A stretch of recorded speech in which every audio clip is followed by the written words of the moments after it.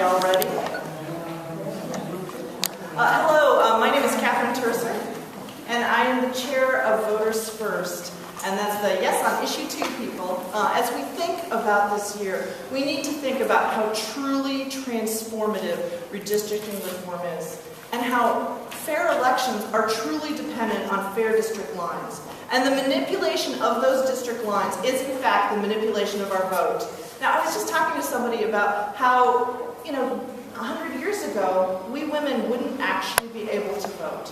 And that the women that are in this room, many of them are instrumental in getting us here today so that voters around Ohio can vote yes on issue 2 and actually change the system and create better fairness and more accountability.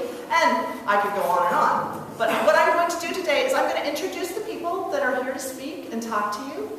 And what we'll do is we'll do some questions at the end. So first of all, I would like to introduce a hero of mine, the wonderful Joan Lawrence. You all know she's a former state representative. She was also the director of the Department of Aging for a number of years. And the thing that I think that is the most important, a tremendous advocate for redistricting reform for many, many years. And so I'd like to introduce you to the wonderful, the honorable, the exceptional Joan Lawrence.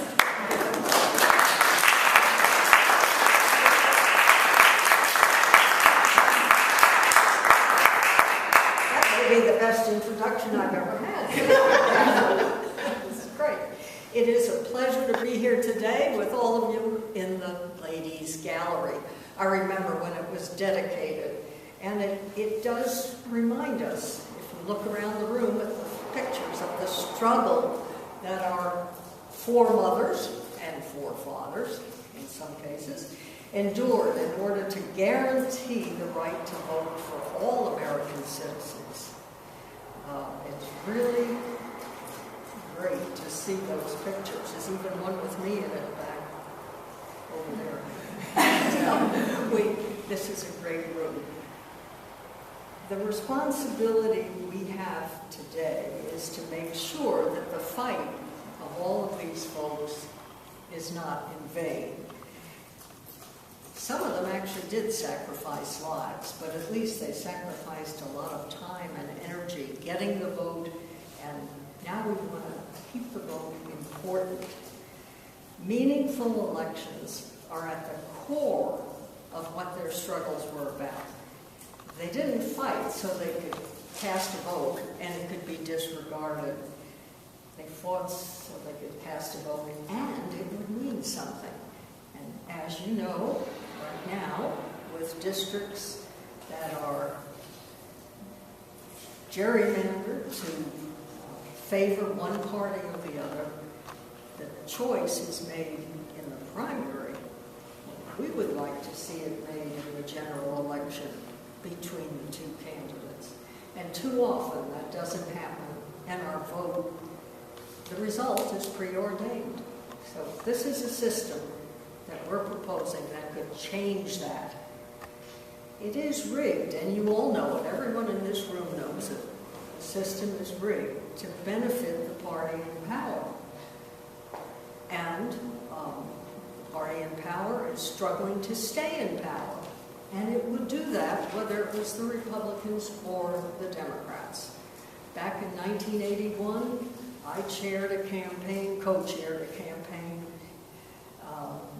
sponsored by the Republican Party.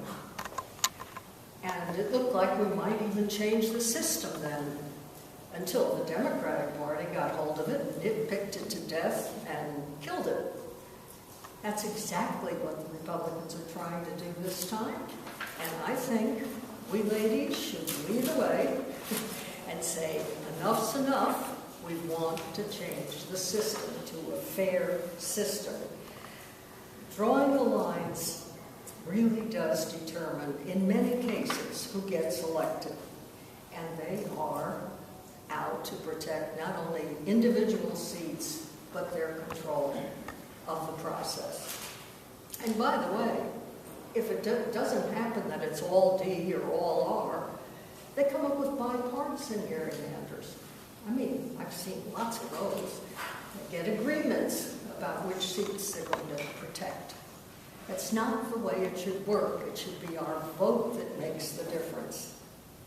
In effect, what's happened is we've turned from a government of we the people to we the politicians. We all want a fair and balanced process, and we can make it happen if we just get the word out there about what it is we're proposing. And a lot of people really don't know yet that it's on the ballot, and when they look at it on the ballot, they're going to be bamboozled because there are just so many words and so little explanation.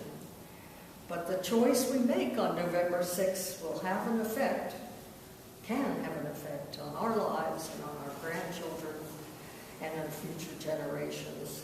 So politicians come and go, especially with term limits. Thank goodness some of them go. However, they run for the other house. So. But the passage of State Issue 2 will help ensure that neither party can unfairly dominate state politics. Yeah, Catherine, you want to